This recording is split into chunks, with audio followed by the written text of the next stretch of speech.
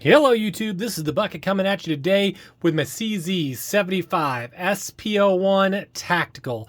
This is a double action, single action firearm made by the Czechoslovakian company CZ, and this is the tactical version, which comes with an all steel frame and dual ambidextrous decockers. So back in 1975, CZ came out with the CZ75, which looked very similar to this firearm, except for it didn't have a full-length dust cover, and it was one of the classic Wonder 9s of the time period. And it was known for its absolutely amazing ergonomics, and then it was unique in the fact that it took after the SIG P210, and it had a slide that ran on the inside of the frame opposed to the outside like a traditional firearm. And it was known for being an extremely good firearm.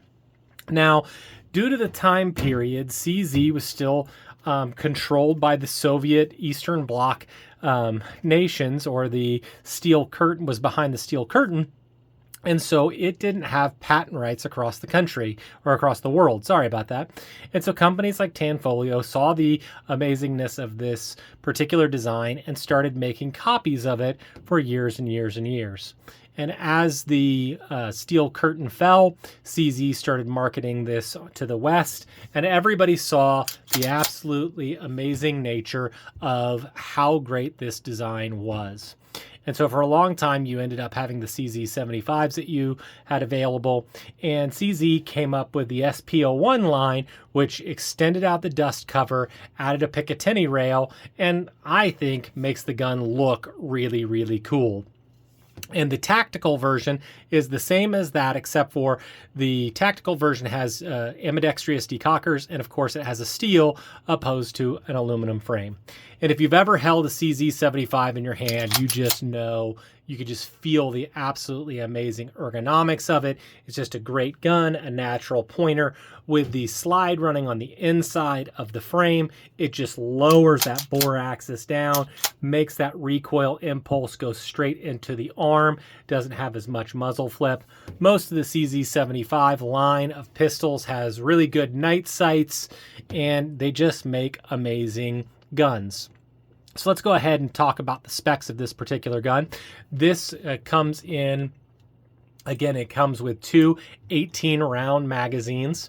That's 18 plus 1 and 9mm. It's got a length of 8.1 inches. The barrel length comes in at 4.7 inches. The overall width is 1.4 inches. The overall height is 5.8 inches. And the weight with a mag unloaded is 38.4 ounces. So I took this to the range today, and just as I would expect from a CZ firearm, it has really, really good accuracy. That's a flyer, that's just me. I ended up hitting 4 of my bullets on a 2-inch circle, and I had really, really good luck with the accuracy. The recoil is exactly what you would expect from such a great firearm. It just comes straight into the hand and makes it really easy for follow-up shots. As far as the tactical nature of it, I could probably tell the difference from the extra weight that you would get from it being a steel frame. But I have a lot of experience behind a gun, and so I could see it. I don't think it was a huge deal. Definitely, as far as this is a big gun to begin with, so for carrying this, that extra weight you'd probably notice, and the extra reduction in felt recoil is there. You know, you could pick up on it, but I don't know how much it is. So I don't think it's a waste of money, but if you're on the fence about it and that's not maybe such a big deal, I think the bigger deal is the fact that it has the decockers on it. It definitely does help that out. I know for me, you know, my natural, when anxiety or when stress gets higher, my likelihood to disengage a safety is minimal. I've had, I think I've told this story before, but I had a shield that had a safety on it, and whenever I'd go to the range, I'd just neglect to turn off that safety, and so it made me very nervous for carrying while having a safety. So a decocker to me is a big deal. I think that's much more helpful. Something I will tell you, when you're trying out the trigger for instance. So do you see how when I have cocked the hammer and then I drop the decocker, the hammer doesn't come all the way down. So if you're going to want to see how the double action trigger is, you really need to see it from this position, not from that position, because that is going to be long and heavy. And so that's not how you're really ever going to fire a double action trigger pull. It's going to be more like this. And do you see the difference there? So this is all slop and you just come up, and that is not nearly as bad as right here. That's when I'm starting to pull against that hammer. So if you're ever wanting to test out a double action CZ, you want to make sure that you're always checking it from there, because how this works is I have a gun, I put my magazine in, I rack it to chamber the round, and this is single action. And so I will hit the decocker, and that's where your double action trigger pull is going to be. It is exactly what you would expect a double action trigger pull to be. It is long, but it is really pretty smooth. A little bit of stacking right before it breaks, but not bad at all.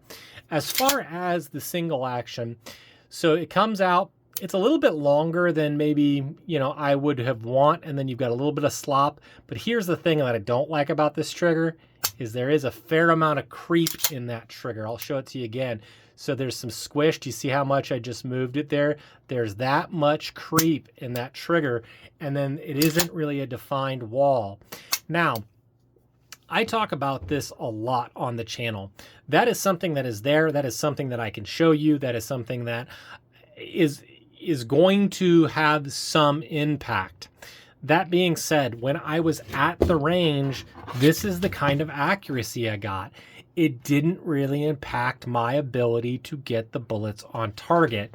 So I think sometimes when you watch these channels and you hear people explaining triggers and doing some of those types of things, is that really a major deal? I don't think so. Yes, it's something that you can feel, and it's something that you can experience in a gun store or at a big gun shop or at a gun show, but how much it actually affects the actual operation of the firearm is a little dubious to me. So I think it's got a good trigger. I think it is not going to impede your ability to get the rounds on target. As far as reliability, when the gun was shooting, I had zero problems with the gun. But I will tell you that occasionally I would put the gun in, so the gun slide would be back. I would put the gun in. Now, obviously, I can't do that now. And I would drop the slide, and it would not come all the way back into battery. That happened 3 times and probably 200 rounds.